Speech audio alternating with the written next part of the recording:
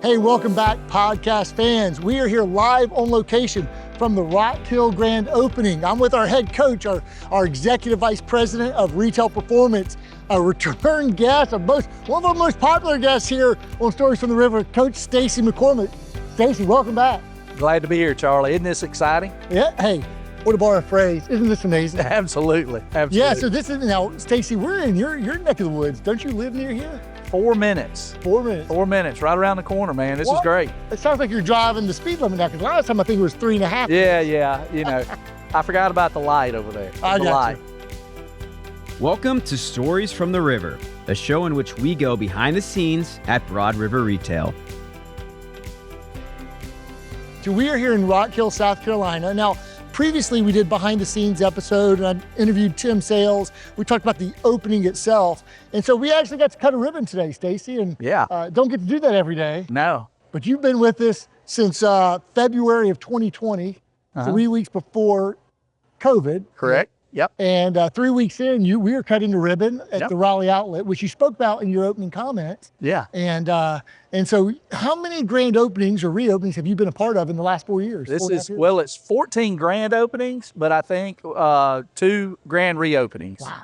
So, yeah. We had Thomas Lester here from Furniture Today. Yeah. And he asked me a question. He said, do you ever get numb to these, or do you ever get not excited about these or whatever? And do you ever get numb to them, Stacey? No, each one of them are special and different. It's a different group of people, but they're all exciting. It's all about, the growth and the opportunities it gives to our people. And, everybody gets dressed up. It's always great when folks do that. I'm sure when you look at your calendar, certain days, and you're like, what do I have going on today? Yeah. And some days might be a little bit like it's gonna be a tough day, or some days you're like, oh yes, I get to do that. I was thinking about this day, I'm like, yeah, it's gonna be a good day. Get to get it in the store, see our people, and what a turnout we had here today. Absolutely. Well, with it being this close to the office, I think you got more people just naturally, but yeah, I'm the same way. I mean, every time I see a grand opening, I get excited because I know I'm gonna get to see folks, partners, and people we do business with, and some of our memory makers that normally I don't get to see every day. So it's always great. Awesome. So we're doing this a little bit differently. We've brought the studio to the back of the store here. Yeah. It's a beautiful store. This is the 7.0 store. Stacey, tell us about the 7.0 design and what you really like. What stands out to you? You've been in retail nearly 4 decades now. Yeah. You're working on your 4th decade, if I'm am. mistaken. So you know a lot about home furnishings and retail stores. What strikes you as really unique and amazing about the Ashley 7.0 concept? Well, I think the biggest thing is that the color palette that is chosen makes the furniture the star. And that's what people are here to buy. And I think sometimes in the past, and trends change, styles change, things change. And, a lot of times we end up maybe with too much color on the wall, or we have this, really great design on the wall. But sometimes I catch people in the stores looking more at the design on the wall than they are the beautiful bedroom or living room that's sitting there, or the art. And so I think that's one of the big things. I think the lighting, the way we do lighting, just brightens everything up and makes it very easy for the guests to see. And I think that it feels so bright in here. Oh, absolutely. And the thing is those are things that the regular person walking in doesn't really think about it consciously, but it has a subconscious impact on how they can view the products and what we do. And then our gallery, our sleep galleries, these new 7.0, 7.1, whatever we call them, sleep galleries, just the presentation, the way we set them up, they're easy to shop.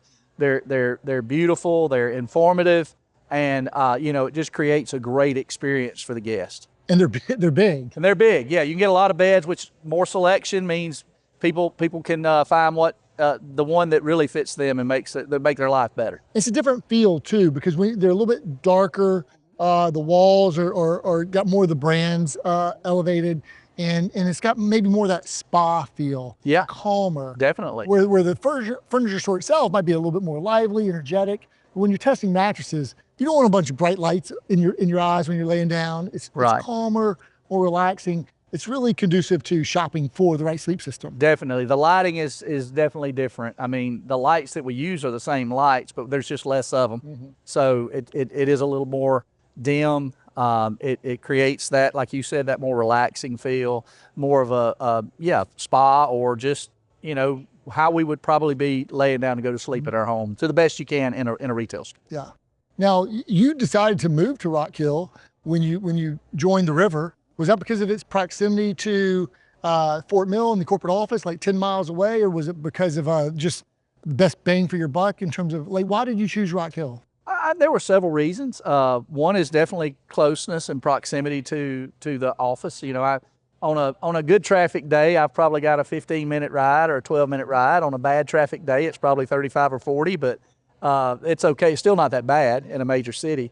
But also, when you look at the community we moved into, it's a unique community called Riverwalk. It's right around the corner here, and it's right along the Catawba River, and there's a 5-mile Riverwalk, paved Riverwalk path for us, and then, you know, very close proximity to a lot of different things here that are convenient for us. And then at the same time, yeah, I mean, there's something to South Carolina, employment tax and South Carolina's property taxes versus North Carolina that kind of made a little bit of a decision. But yeah, bang for our buck was definitely one of the things too. But we love it. And by the way, we're not over 30 minutes from South Park or Charlotte, so it's really convenient. Well, it seems like the community is really growing, and a lot of executives and people moving to the area are like you, choosing to move to Rock Hill, and so it feels like the right time to position the store. Other than like the great sleep systems we talked about and how the furniture is a star, do you have a favorite collection or something that you're really excited to offer to the community? You know,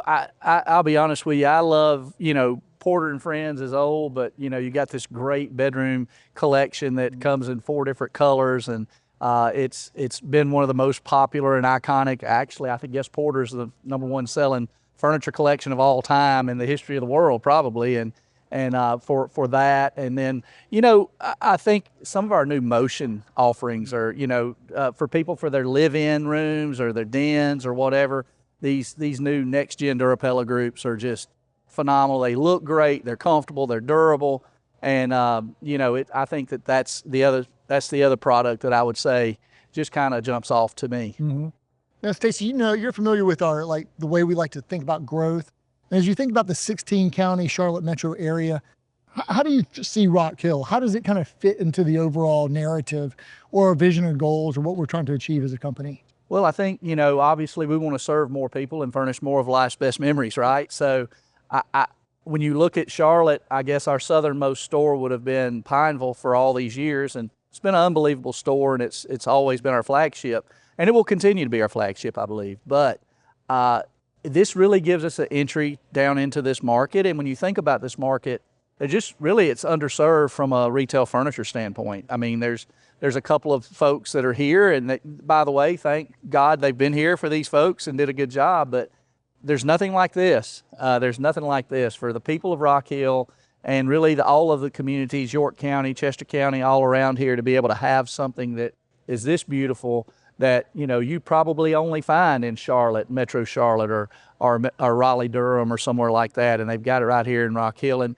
what it does is extends our southern border, and I think it makes our ability to be able to serve more guests a reality. Yeah, well, I think that's your own point there, and we've always wanted to be in Rock Hill, especially when we opened in 2015 in Fort Mill, South Carolina. Now we've got 3 distribution centers, but Pineville was the closest one to Fort Mill, so now we're a little bit closer. It's easy to deliver. That makes sense, and there's a good density of customers here. Now, we heard from Mitch during the grand opening comments, Mitch Dixon, GM of the year last year. Shout out to Mitch. Yep. And a guest on the podcast before, Yes. shared his story, and he's the general manager here in the Rock Hill. Now, we believe purpose begins with identity, and they're calling themselves the Rock Hill Raiders. What do you think of the identity and the purpose of this store and this team and how they're going to perform? Well, when we were talking about it, I know he and Renee worked through it, and Mitch was working with some of the team here. And I think really what they wanted to do is, if you know Mitch, Mitch's story is amazing. He came from humble beginnings, and he's really worked really hard in his life. He tells a story about when a previous employer, when Christian Adams hired him, all he had was he was living in his car. And so for him, the Raiders represent, if everybody knows the old school football Raiders of the John Madden era, they were tough, they were gritty, they were just smash mouth, and they they showed up and they worked hard and they did their job. And I think that's probably represents who Mitch is as a person. And some of the people we have working here are cut from that same cloth. So they wanted that gritty, look, we're going to come in and we're going to work hard and we're going to serve people and we're going to do our best and we're going to learn and we're going to represent the company in such a great way. And that's why they wanted to call it. And I think maybe the Raiders, but The Raiders. Yeah. But at the same time too, by the way, Jim Goins, he never, this logo is fire. Well, that's a good cue to show the logo on screen here. Yeah, Our production okay. team Yeah. to show the logo on Yeah. screen, so we'll let them see that. So are there any local partnerships or collaborations that have been instrumental in this grand opening? I think our partnership always with Beds for Kids and things of that nature, ultimately our landlord and the people here, the governments and the city governments and county governments have been super supportive. They're all excited to have us here. But I would tell you the biggest amount of partnerships goes on with our own memory makers internally that just really support it and get out and put this together in 3 or 4 days and make it just, and I know there were probably 3 months worth of work that went into the building before then with Tim and his team. But yeah, I mean, it really comes down to we're in a great spot. We got a great location and we got an unbelievable store. So we're ready to serve. Yes, retail's changing. This was a former department store. It was a former J.C. Penney. We didn't take the full J.C. Penney, but we took part of it that was left that fit for us and made it work. So what was your favorite part of the grand opening event or ceremony today? The favorite part of the ceremony today, it's always when we, it's the speeches you hear from people's hearts. I think that's amazing. I thought that when you listen to our team members and people who put so much into it and who love our memory makers so much, that's always inspiring to me. But the other thing is, look, this may have been the biggest donations we've made to charitable efforts because of, what our people and our fellow North Carolinians and South Carolinians and people in Georgia and Florida are feeling right now. So, the donation to Samaritan's Purse and the Beds for Kids to help those that need help right now. I thought that would have to say that's my favorite part. Yeah, that was a good one. Now, this store opened, I think the day before your birthday or on your birthday? The first day open was my birthday. Your birthday, August 30th. That's it. Now, during the opening, I think you brought them some cans of Orange Crush and came to check on them. What did you see during the opening event, that opening week? So the first day was Sunday, and since I now live 5 minutes from one of these things, I was off that day, and I said, okay, I know they're over there and they're working, and I knew what time they were going to get here, so I ran by Walmart and picked up, I think it was 4 or 5 cases of Orange Crush because we've got 60 memory makers here, unloading trucks. When I first walked in, the only furniture was back here in the center vignette, and it was a bunch of boxes of accessories, and they were unloading things. But I just really wanted the team to know that I know they have been crushing it. I know they were going to crush it all week, and they're going to crush it in the future. So we got that Orange Crush, got it on ice, and hopefully they all found it refreshing when they got hot, because as the big furniture starts to come in, that's when it works. But look, I saw it. I was in here on Sunday, and I usually, because it was so close, I drop by every day, and just to see the transformation, like if you put that camera that does the time lapse camera. I mean, it's just amazing how fast these things go up. Yeah, we've actually done that for one of our openings. Yeah, I saw that video from Northeast Columbia. Yeah. We try maybe try. It's really cool. There's Kay Edwards walking back. We take Broad River legend. the Broad River legend. He's rejoined the river. Yeah. Tell us about some of the team members, the memory makers here, who are part of this team. Yeah, so we were very fortunate. We've had 4 or 5 that we opened with that have already been with us. Angel Santana, Allison Gilbert, Kayla Watson, and Danny Fernandez all transferred in from other stores, either South Boulevard or Matthews or somewhere like that. And Kathy Ellman as an And REM. Kathy came from Matthews as REM. She's been with the company for 11 years. So, just get that level of experience. And then to be able to bring Mitch in here as a GM of the year, our reigning GM of the year. We just had a real good foundation for a team. But then we hit the jackpot with Kay Edwards, who was a longtime memory maker, a multi-year $1 million memory maker, wanted to come back to work, and he was able to come down here and already making an immediate impact. And then I actually had Alex Miller, who was a former sales manager for us, that's here on the team as well, and she's going to do a phenomenal job. Yeah. So, and does the team matter when you open a store like that? Oh, absolutely. Yeah. Absolutely. You know, we've opened 14, right? Grand reopenings are a little different. The team's already there, but when you grand open a store, you know, when you look at it, we've opened stores where we opened them with all new people. And don't get me wrong, those people are great and they're awesome and they really try really hard. But when you have a whole new team, what happens is there's no tribal knowledge that's present. So they don't know the company. They're building trust. They get themselves, you know, there's emotions that go through these soft openings because maybe you're much busier than you thought you were, or you're not as busy as you thought you might be. I mean, it's all a crapshoot from that standpoint. But when you bring in, we know that if we can get at least half the staff with a seasoned GM and REM, be people who are here at the organization, they transfer in, we have seen our success rates be, you know, probably double what we've seen when we didn't. It certainly, it's a real blessing, and it certainly takes our probabilities of success and over-indexing above the company's average way up. So that's what we've got here. What have you seen from the traffic patterns and shoppers in the store, and what are you seeing so far? Well, the community's excited about it. You know, again, what if they wanted Ashley before, they have to drive into Charlotte, and you know, getting from Fort Mill to Pineville sometimes can be a little bit of a traffic challenge. You know, so at Fort Mill, Rock Hill, but they love it. This is a great location. We're right across. We're off Dave Lyle Boulevard here. We're right here by, right in the parking lot with Chick-fil-A, and, you know, Chick-fil-A's are always busy, and right beside this big Belk, and I think the community's excited about it because it's a nice store, and it's here close by where they can come 10, 15, 20 minutes. Even our folks in Chester or Lancaster or somewhere like that they don't have to go as far. I mean, they don't have to go all the way into Charlotte. They can just come right here. So I believe that's been super powerful. And I think it will be.